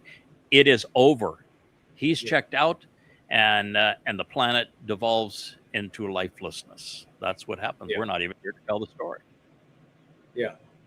You here right now, standing up for Dowd, establishing Dowd again for the family is what is allowing Yahweh's plan, his timeline to progress, to come to the fulfillment that Yahweh wants to see. So. Kevin, yesterday, you came to a profoundly astute conclusion that I don't actually agree with, but I fully appreciate the logic and the character that delivered it and the merit of it. You came to the conclusion, listening to the two ways you can translate Isaiah 17:4 followed by Isaiah 17:5, and you said that's not how I read it. I read it as Yah takes you and then you come back for us a year later. And the reason I read it this way is it gives us the opportunity to prove our mettle. It gives us the opportunity to grow, to shine, to show that we have what it takes to answer the call and to grow so that we're prepared for what comes afterward. And my response to you at the time was, it is the best possible outcome for everybody. Best possible outcome for myself, for you, and for God's people. Probably the best outcome even for God. It is absolutely, makes perfect sense. I don't think it's going to play out that way, but man, do I understand the merit of it. We're all hoping it doesn't play out that way. Yes, and but it is absolute genius which you came to, and you've probably seen my posts since where I say, I understand. I like the reasoning. I think it was profoundly astute, and I see the benefits, and the benefits are overwhelming, and I don't see a single negative associated with that scenario, because I think that the core team is prepared. And I think there is a group underneath the core team that wants to be prepared. And I think it puts everybody in a position where they really have a chance to show what they're made of. And so I happen to like it. And I've shared it with you, even though I said I don't think it's going to play out that way. But, this is not my call. I think somebody said yesterday, you have the ability to have discussions with Yahowah. You can negotiate with them. Do you think you can negotiate? That was for coming back during that first 3.5 years to continue to work rather than just spending the time in Shamaim. And what I said was, no, that's not my pay grade. Yeah, no. I mean, we have lovely discussions. It's mostly sarcastic, and a young man, we're not going to do it that way. We're going to do it this way. And I say, okay, sir, we're going to do it that way. I'm pretty adept at recognizing the difference between our relative intellect and our happy to serve, delighted to serve. So that's my understanding of what I think is the most pivotal moment, the single most pivotal moment in human history. With Ethan Haj Rocky, I came to this conclusion over the last few months, but actually you have been dropped in at 70 years old for this purpose, and this is what you wrote, and this was how it played out, 15 to 30 minutes before this show. You've been uncommonly quiet, and I know that part of that is because this was Noah's opportunity to be a co-host on the show, and you're very kind and gentlemanly in that regard. But you're a very bright, well-read man with character. What's your first impression of what we've been talking about? Well, just continuing our conversation along with identifying the three so-called choke points, where life on Earth set on a razor's edge, right? I mean, we have Noach, okay, and then we have the Ethan Hazraki moment, and then this upcoming, the upcoming harvest. That if we don't, show up and do what needs to be done, then the whole Yahweh's human experiment was like, okay, we move on to the next one, and too bad for us. So. All three of them. I like that you kind of have on the air gone back and talked about what we talked about yesterday, as far as you don't think things are going to turn out that way. I don't think they're going to. I don't think they're going to turn out that way either, with you going first and then coming back, because it took some phone calls yesterday, talked to some people, and there was some angst out there. What are we going to do? What are we going to? And my whole and talking to them was saying that that doesn't change our relationship with Yahweh. The relationship is not through Craig Winn, right? No, the relationship is with Yahweh. Okay. Right. So we just show up and continue business as usual, what he wants done. What Kirk and I talked about, the not quite standing grain harvest club, is what we were going to start. Not quite ready yet. Yeah. But when Yahweh moved Dowd out of the garden, it wasn't because he gave up on him. It was because he knew that by exposing him and putting him out on his own, he would have a chance of growing up and demonstrating that he was worth trusting. He was worth knowing. He was going to develop into a character that was interesting. And if it played out your way, it would be the same. And it doesn't mean that everybody who is, of the 150 who have signed on to YadaYah.com, or the many thousands who are followers of those social media sites before we left them, are going to make the cut. It doesn't mean that at all. And it doesn't mean that what Yahweh is doing through me wouldn't be missed, and that I've become a pretty good student and a pretty good teacher, and I think a reasonable exemplar of what we're supposed to do, and I'm helping to advance our knowledge of what God expects. But I think I've taken it more than far enough for the likes of you, for example, or Rich here to manage a year making tremendous progress, working with the likes of Joe, for example, on the site. I think there are enough genuine, solid individuals. And while there's 20 or 30 names I could rattle off right now, I'm not going to, because if I do, sure as heck, I'm going to forget 5 to 10 that I should have said, and that's not fair. So I'm not going to do that. But people down inside know who they are. Yeah. That I think that every single one of those individuals would not only rise to the occasion, but would surprise themselves as to how much they had to give and could give under those circumstances, and would be renewed and excited for the opportunity, and would make great progress, and would mature, and would go into Shamaim looking Yahweh in the eye and say, I thank you for that opportunity. We did good, didn't we? Yeah. And I think the sense of satisfaction for eternity like that would be absolutely spectacular. So I happen to think it's a great idea. And isn't that the way that Yahweh would like to work too?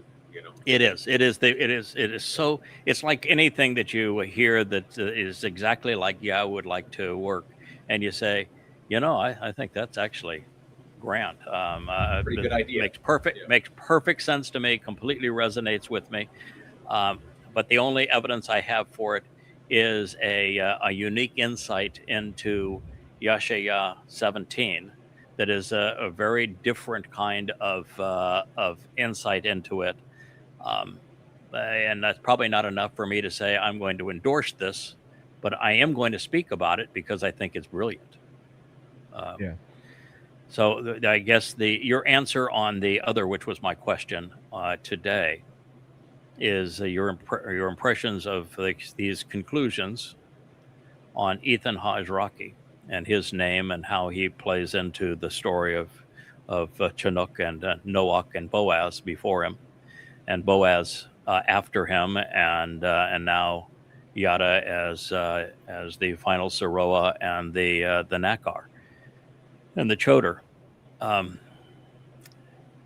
I'm exceedingly comfortable with this conclusion. I'm also totally open to somebody saying, I don't think that's it. But the key thing for me is always, does it resonate, and is it consistent with Yahweh as I know him? And is it consistent with the character and the personality of the soul that he is deploying, which I've come to know pretty well? And then, is there anything that speaks against it, and is there anything that indicates in favor? And the only thing that speaks against it was that genealogy of Ethan from a father named Zeraki, but that ain't the same fella. Not even one chance in a billion that is the same fella.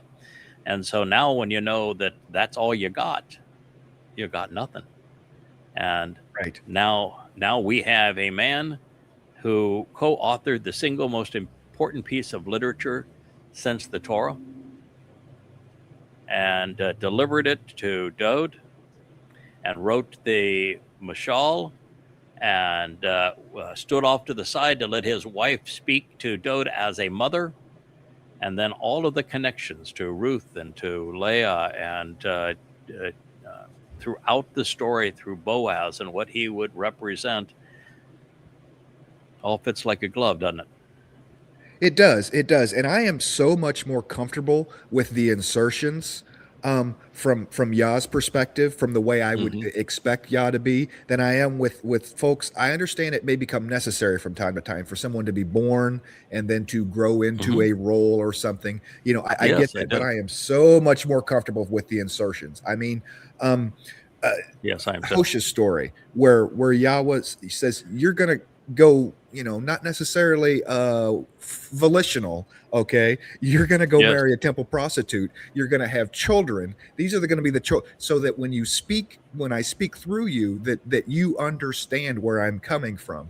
There are those times when it fits to have those growing pain, you know, type moments of understandings. Yeah. But overall, it just seems so unnecessary to have someone live a life to be there for that small span, you know. But the pop in, pop out, I'm on board with those. Those fit my understanding, my preference, if anyone's listening, more than anything else. So I have no problem, for example, with Boaz and Ruth arriving as young adults to give birth to Dowd in 1 or 2 BCE. There is just no reason for them to have had to have hung around and somehow found each other 15 or 20 years prior to that. Right. There is no chance that they came in Roman occupied Jerusalem. I mean, who's going to put somebody through that? Yeah. Why would you do that?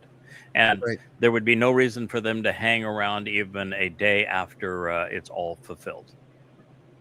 It's done. They did it. That was what needed to be done, and it's the job's complete. I think the same thing is true with Dowd and Dowd and my Dowd. Same thing is true with Gabriel and with Michael. And I think those are the preeminent, the ones that really display that idea that they can pop in and pop out, as you know, Michael, and those are for sure the model for that, you know. Right. There was no reason for them to be a pop out for Chanowk 1 or 2. And the Chanowk 1, as the son of Cain, is there to build a sanctuary, a protected place, that now that Adam as Dowd was released from the garden, he still had to have a protective place with family. And that's what Chanowk provided in the community that was called Chanowk. And then once he does that as Adam's grandson, he comes back as Chanowk 2, and he fills in and supports Dowd as a descendant of Adam for the rest of his life, and gives Yahowah the opportunity to showcase the in and out, where he took him out, and he took him out and told us about him for a reason. And early, then it's such an important point at the choke point of the human experience, with man becoming many and becoming so rotten, that the story of Noach is one of the 3 great pivot points where all of humanity could be lost. God even said so. I regret having created them. I made a mistake, and I'm sorry. I shouldn't have done it. And at that point, he had Chanowk with him, and I don't know how they worked it out. I know, because obviously there's a conversation, and Chanowk says, "No, I've seen with Dowd there is potential. You've seen it with me that there is potential. Let's go back at it. Right. Let's go back. Let's make a grand story of this, and let's live by example. I'll live the whole long life. I'll do the whole thing. We'll build the boat, and you're going to take me all the way from that long life all the way up to the affirmation of the covenant with Abraham and Yitzhak. We've seen how it all plays out up to that point. Let's go do this together. We'll make this work." And I think it's actually at that point, it is a soul of a man now taken up to the seventh dimension, having a conversation with God and saying, you wanted to be consoled over creating man. Well, here I am. Dowd's up here with you too. Come on. We can resolve this. Let's work together. Let's give it the time. Let's give it the opportunity. I think it is a place where there probably was negotiation. And I think that, again, when Boaz is finished that marvelous life in Bethlehem with Ruth, and he's now up in Shamaim with Yahowah, and he's watching his great-grandson Dowd screw up miserably and knows that this is the hope of the world. You wonder how often throughout those 10 terrible stumbles that Dowd had from 30 to 50, and maybe 55. How many of those times do you think that Boaz said, "Come on, he's our kid. He's family. I've been there. I've gotten him together before. We can't let this continue to tumble out of because it's spiraling in a death spiral. You need to put me in. We need to go." And I actually think it probably was Boaz saying, let me go and fix this now before it gets any worse. And Yahowah says, no, patience. Right. It's going to work out. I'm going to give you, we're going to have the ultimate weapon in the 89th Mizmowr. We're going to get this done. And I don't know if they negotiated it or talked about the timing as how far they would let Dowd go before they intervened. But I think that was also a discussion. And I'm not so sure that the soul of Boaz, now inserted as Ethan Izraki, didn't get to share his thoughts on it too. You would expect him. At that point, he's earned the right to speak. Absolutely. And the entire covenant is volitional. So, I mean, that's what separates us, okay, as from...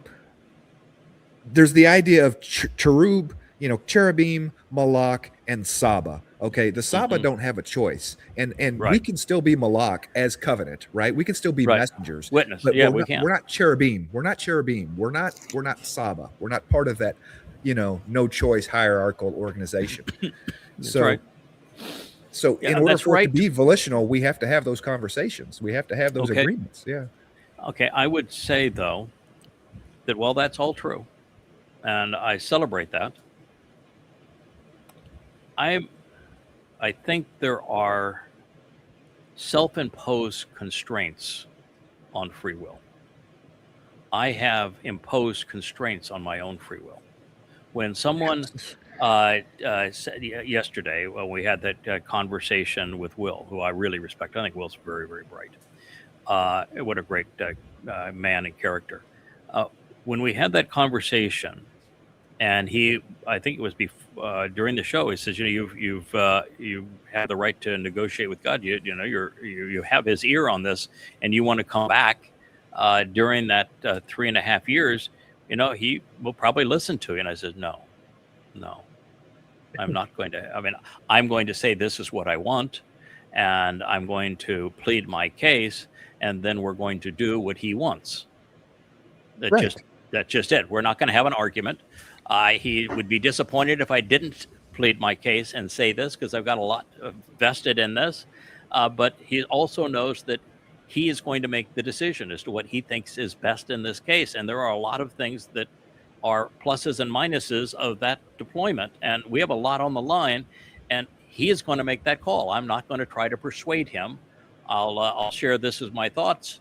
And then when he says this is what we're going to do, you know, when I had the last conversation with God on how we were going to respond 19 months ago now, you know, he said, this is what I want. And, you know, my only, I think, response on the whole thing was, you want to go back to the menorah as your symbol. You know, we're in different times. I think that the old style of menorah is going to look too religious. I think it's going to give the wrong look here. Listen, I'm not saying no to the menorah. I love the menorah. We'll go with the menorah, but don't you think we should do a modern menorah and a modern interpretation of it? He says, of course. And so was I negotiating, or was I just pointing out something that we had already both agreed to, or that he had agreed to, and I was just acknowledging what he had agreed to? That's about as far as I'll ever push it. And now in this life, I very much view myself as not a person exercising free will, as a person doing what they've been asked to do. And I'm much more comfortable with that than I am in any other role. I think you can freely give up your free will. You can choose to say, I'm going to do what you want because I want to do what you want. And then you're in this particular role, I think it's much more comfortable. Well, those are the best relationships, where you get that synergy of, hey, it's not compromise. It's working better for both of us if it works out this way. Yeah. You're a lot smarter than I am, wiser, more mature. Let's do it your way. I'm happy to do it your way. I would feel really miserable if we went off and did it my way and it didn't work. And right. The way you are, whether you share credit, if we do everything your way, I'm still going to get more credit than I'm comfortable with anyway. Right. So let's just do it your way. Okay. Mm-hmm. We'll go where your words lead. That's the way we're going to do it. Now, the reason I bring that up is that when Chanook's in Shamaim and they're talking about the insertion as Noach, which is the same, by the way, same name again. It's a guide who has been prepared as an explorer. It's the same name as Chanowk. It's the same name as Ethan Hazraki. It's the same undercurrent all the way through. In fact, it's even spelled such that the first two letters are reversed in order. So rather than protecting the sun, you're the sun who protects. But I think as Chanowk, looking down and seeing the mess and talking to Yahowah about how we're going to resolve this, Chanook's up there in the seventh dimension. You know, he's pretty much expanded intellect. At that point, God is listening to what we have to say when we're seven dimensions, and he has empowered and enriched us to that point. When we reduce us back to three dimensions and puts us inside of a physical body, I think we're just better off saying, yes, sir. I think your plan is a good plan. Well, you lay it out, and I will follow those directions. And then when we are elevated again to the seventh dimension, I think we have God's ear. So in three dimensions now, yes, sir. I think that's a good idea. We'll do it that way. When Ethan Hazraki as Boaz was up there with Yahowah and looking down at our collective son, I think he absolutely had the opportunity to express what he thought was right on the timing and how they go about it. And obviously he would acquiesce to Yahowah's final decision. But then when he came down and was in three dimensions, he just carried out the marching orders. This is what needs to be done. And so I think that in this life now that I'm living, because I had a full life, God is making the point that it was possible. That it is possible for a person to listen to him, to recover from prior mistakes of being religious and political, of having lousy parents. It is possible to overcome that. And it's possible to overcome all other obstacles and challenges, and to make mistakes and to learn from them, and to become tough and resilient because life is a challenge. That the very thing God was always looking for us to do, I think he wanted to demonstrate it was possible to do. And so I think this life is just that. It's proof positive. It was possible. And we can earn God's trust, and we can do what he wants done, and we can be pleased with what we accomplish together. Now, the next one, when I'm inserted as an adult, we're not playing on the same field anymore. Yeah, you're going back down as a three-dimensional person, but with full knowledge of what it was like in the seventh dimension, and you don't have to go through all of that again. You can say, I did that. You can look at that life. You can see the result of it. I wrote all about it. But we're in the here and now, and this is what I have to tell you. I like that. I like the fact that God can do it both ways and has done it both ways, and that both work and they fit the circumstance. And with Dowd at the most pivotal of those three moments of human history, he sent in a full-grown adult with full knowledge of everything on earth and everything in heaven. Yahowah wasn't fooling around. He needed to get the point across to Dowd right away. That's why those 30 Mashal, which is 40 pages, could have easily have been written in 4 days. And you come down, you grab some parchment and a pen, and you write them out. This is what it's like to be the son of the Almighty. This is who you are and what is expected of you. You write it all out.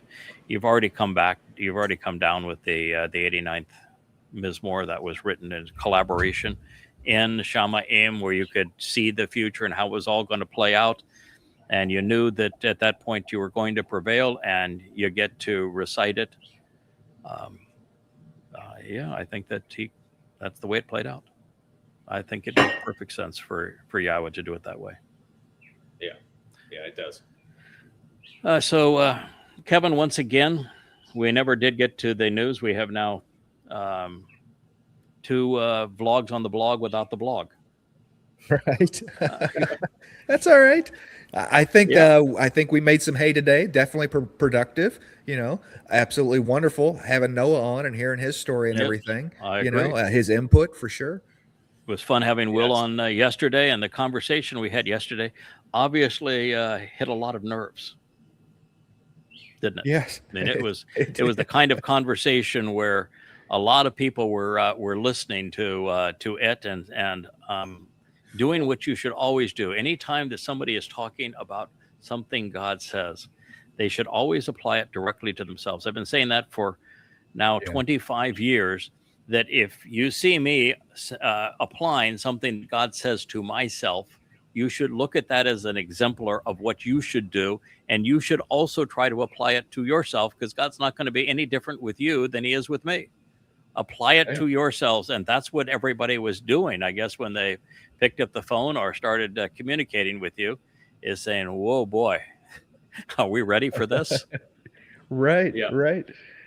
Yeah. There's a lot of interest, obviously, in Shabuw'ah and how it's all going to play out. And yes, there is. The fact is that we're just not given that information. So, of course, a lot of interest in trying to speculate what exactly is going to happen.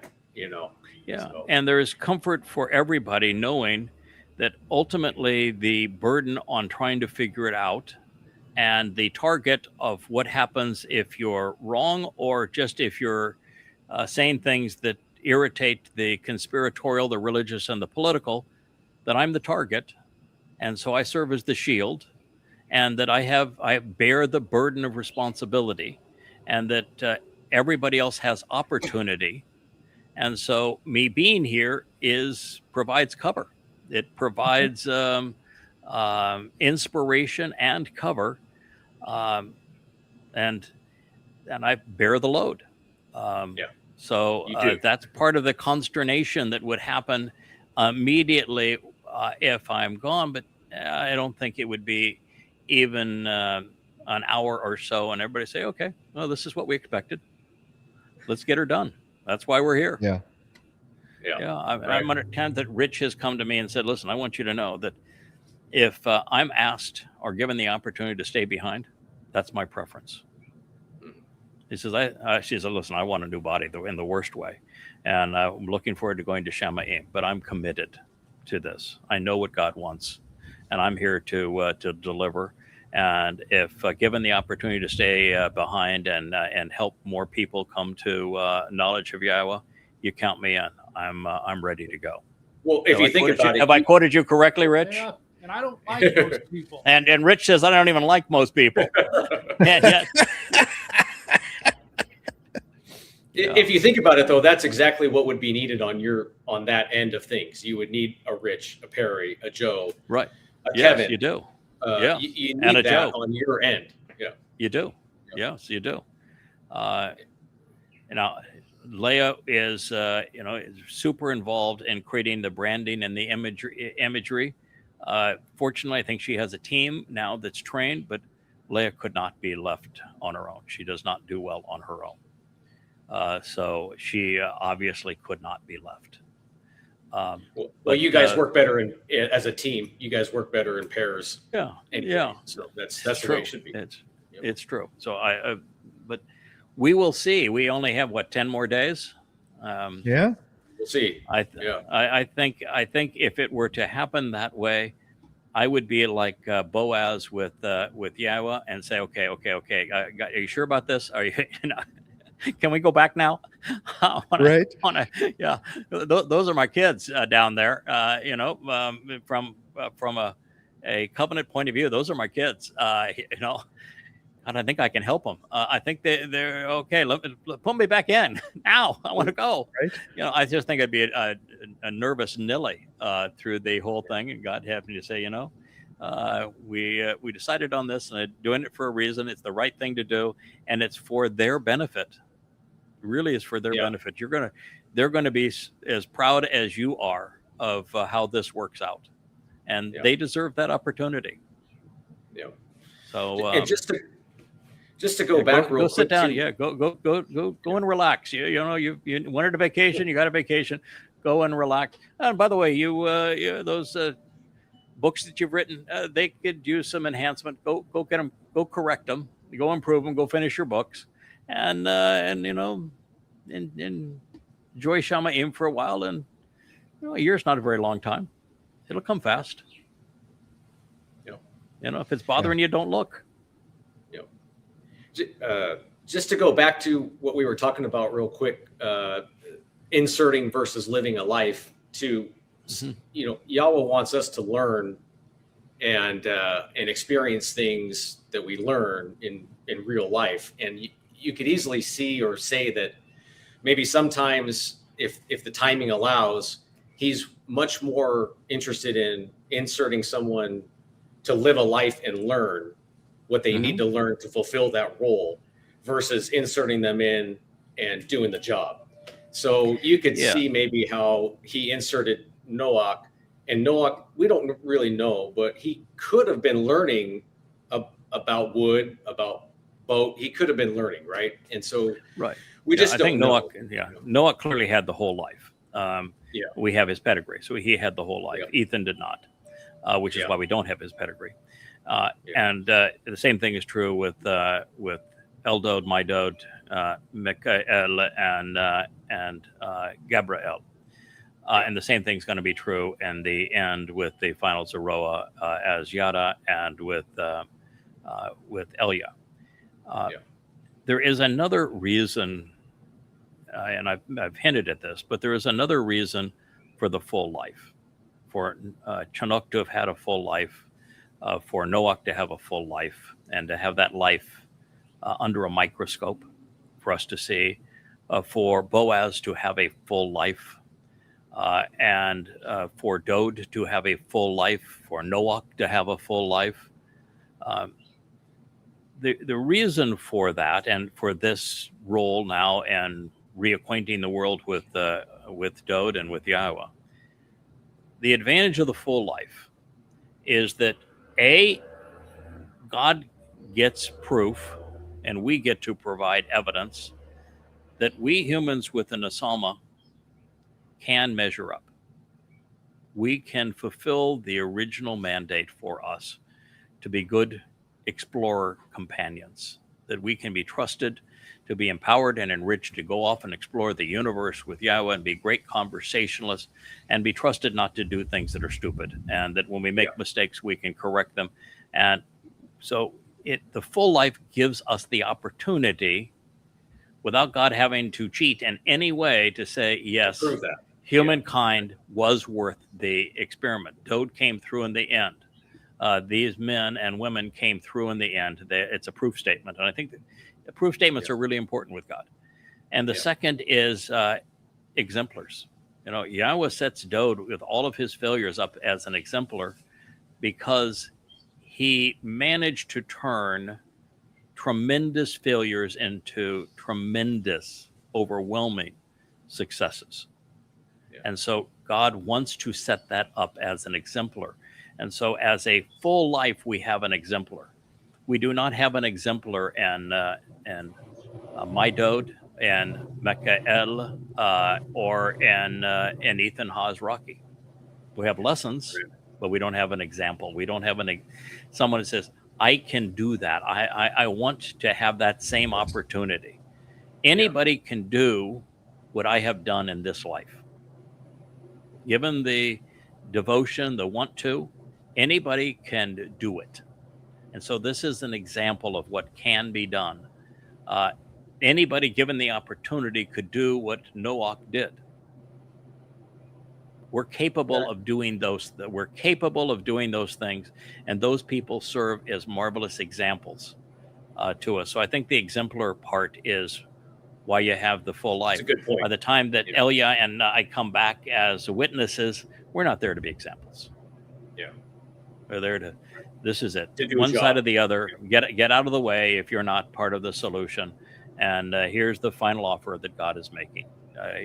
Choose.